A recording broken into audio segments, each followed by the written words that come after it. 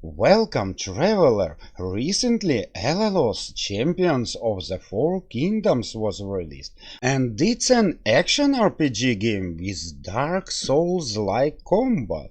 But is this game worth it? Is it really that good? Let's find out. But first, leave a like to my video and subscribe, cause I plan to make a complete guide about this game. Don't miss it, and let's start. Story in Alaloth is very interesting and intriguing, and you know what?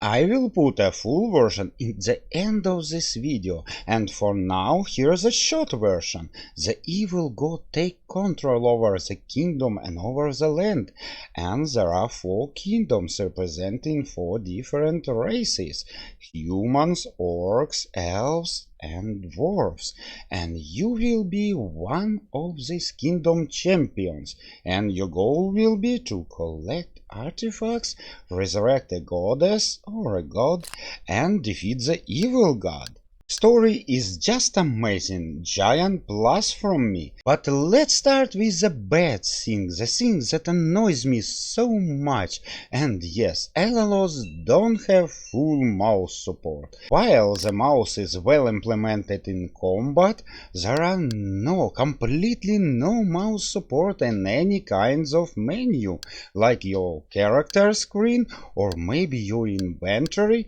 and you have to click down, down, down, left, left, left, and just imagine your inventory have 30 items, and how many times you have to click down?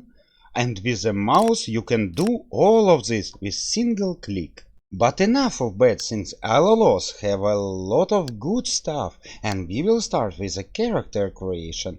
And I just want to say that it's done good. Yes, it's pretty simple but interesting nonetheless. I will not focus too much on it, cause I have a separate video about a character creation, and you can go and watch it and learn every aspect of it. But my opinion, it's good.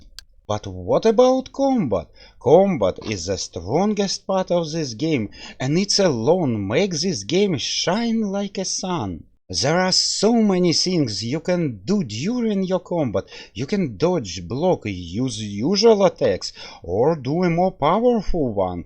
You even can use range attacks and some magic. You can throw a dagger at your enemy, or kick him with a leg, and he will lose his balance. Combat feels alive. You really feel your every movement, your every attack, every block, every dodge, and the enemies will react on every your move. So don't expect Archer just stand and shoot at you while you come close and kill him. He will try to run away from you. Combat received highest degree possible. I was very impressed. And when developers say it will be Souls-like, yes, it truly is. It's very interesting and engaging. You will not be disappointed. But what about a game world? Is it good? And yes, my friends, game world also very good. It's huge. There will be a lot of characters to talk to. There will be tons of quests and interesting locations. And there will be even a day and night cycle. And you will not travel this world alone. There will be NPCs, and some of them can attack you. And by the way, do you know that you will get no experience for killing enemies? To level up, to gain some points, you have to complete fighting areas.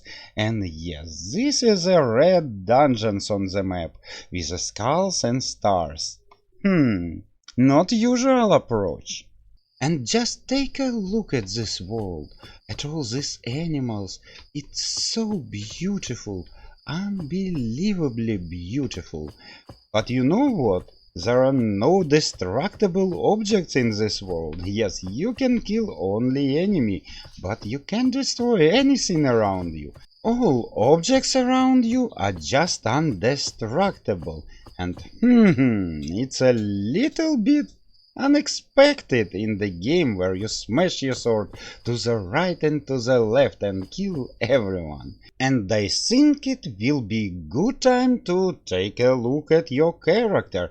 So we have inventory, everything as usual here. We will have a mount, armor, trinket, weapon, and a few rings, and of course consumable. And believe it or not, we even will have a cookbook and will be able to cook ourselves something special. Cooking and crafting really matters here, cause they give a pretty good effects. Okay, let's go to our character. You see, everything is too complicated. You will have combat skill, traits, a lot of reputation stuff. Oh my god, you really have to spend some time here.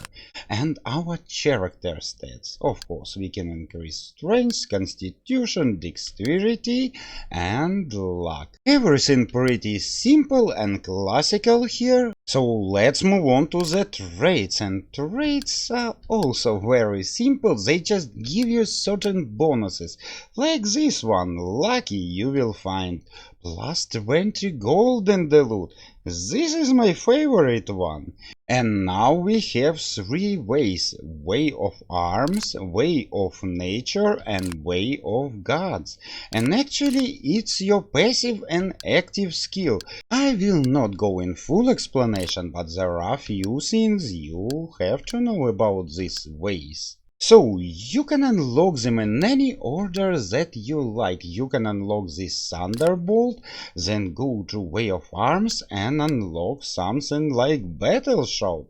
And the second thing you have to remember, during your playthrough, you can use only 4 of them at the same time. I don't know why developer limited this way, but I think it because of controller have no more buttons. Oh my god, these consoles really kills all the fun. Gameplay itself will be a little bit repetitive. You visit a town, take all the quests, find all lore, and then just go explore a few dungeons or maybe fight a few bandits and go to other town, take all the quests, all lore, and do the same over and over again. But it's not that bad, it's really fun to travel this world, fight all these enemies. What can I say? That will be a very good game, but don't rush, my friends. So far this game in very deep early access, and it stay here for a year. And if you ask me, is it worth playing it?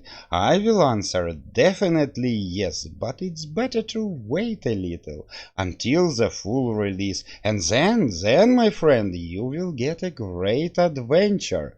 I hope you like my review, and if you do, don't forget to like it and subscribe. And remember, I promise to put you a full and beautiful story, so here it is, enjoy.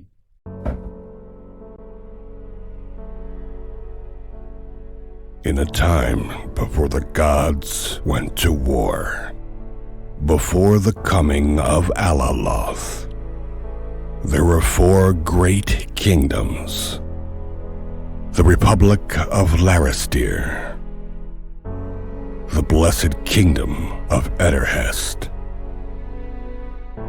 the Desolation of Baga, and the Expanse of Catacomb.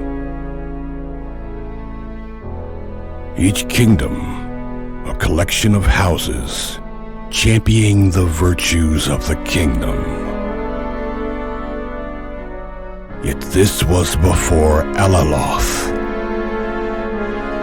and the War of the Gods.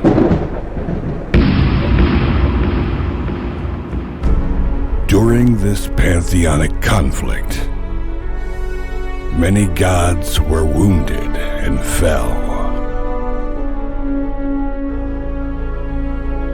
At war's end, Alaloth, the great betrayer, stood above them all in triumph, casting his ominous shadow across the world.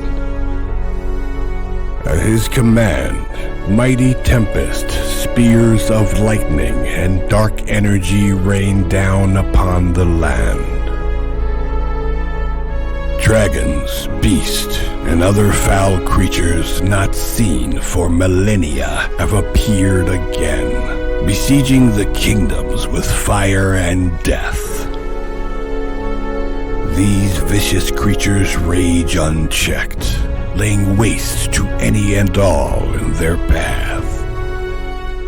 And from the shadows, the spectral circle, worshippers of Alaloth conduct dark rites and whisper secrets designed to seed unrest, lay the faithful low, and drive allies apart, all in service to their hateful god.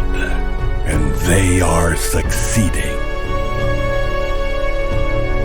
Where once the kingdoms stood together against all threats, they have now turned on each other, suspicious and vengeful. And the war that once consumed the gods looks as though it will soon consume the kingdoms as well. And so it falls to a few, a band of champions and whatever allies they can gather, to find a way to bring peace to the kingdoms and end Alaloth's reign once and for all.